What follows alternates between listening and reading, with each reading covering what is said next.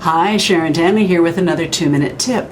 This week it's going to be a hairstyle that's been requested that has sort of a Victory Roll feeling to it, or it could be adapted for a Downton Abbey look. It's rather vintage, and I've worn my makeup today that is more subtle, not as much eye makeup, so that it helps to go along with that vintage look. In some cases, you would call the look that I'm going to do would be considered a Victory Roll. And here is what's called hair padding, or a styling rat is the official word for it, that you can use to wrap the hair around. I, however, as you know, make my own styling rats. And this is simply just some hair from the dollar store or stuff that I had in my kit at one point. And I just wrapped a simple fine hairnet around it and use, what's really important is to use these long roller pins that you can get at Sally's. So I'll get started. Now, just before I do, I should let you know that I've just washed or shampooed my hair and just let it dry. I haven't put anything in it other than I diffused it upside down to give it a little fullness, and then I added my hair extension at the top here to give the fullness to the crown that I need, and one on each side to take away from that egghead look that I tend to have. Oh, and just before we get started, a quick lesson on how to pin. When you put this in your hair, you want to take your roller pin and put it through your own hair and the center of the styling rat so that you have room above to tuck your hair. Okay, I'm going to take my styling rat and place it along the nape of my neck, and I'm going to secure it in the center.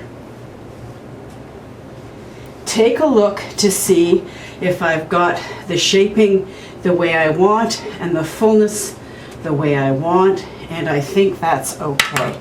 Just going to bring it down just a little bit.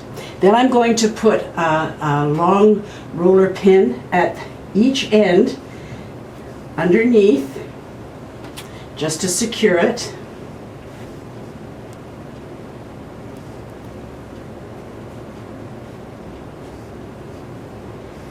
There. Now I will check to make sure that that placement is where I want it, which I think is pretty good. It's at the nape of my neck. Now, the next trick is to take one side and tuck it in, and then the other side. So I will grab the hair here, bring it over, lift up the hair from the bottom, and tuck it in place, like so, and put in a long roller pin and put it in underneath. So let me check that with my mirror. Yep, you can see.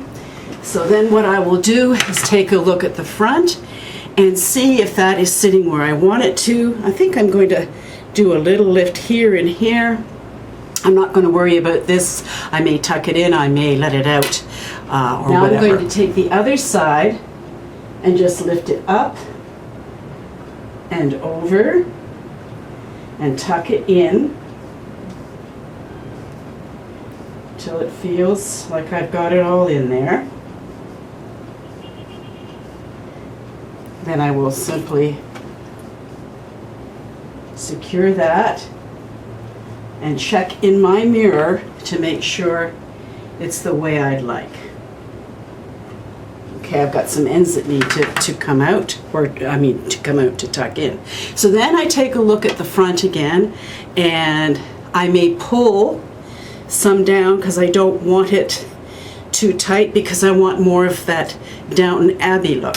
And if you want more of that vintage look, you bring the hair so that it covers your ears somewhat. If you wanted more of that 40s reflective look, then it would go back behind the ears, but not too severely, okay? So that's it. It is so simple and so easy, and it's wonderful on a hot day. I use hair padding because my hair is thinner and finer, and it gives me the bulk that I need. You could also use, yes, you know those worn out hair scrunchies? You can use those and just wrap the hair around that as well, because it's the coloring of your own hair. Anyway, that's my idea or reflection of the Victory Roll or the turn of the century Downton Abbey look. I think it's fun, it's easy, and it's oh so chic.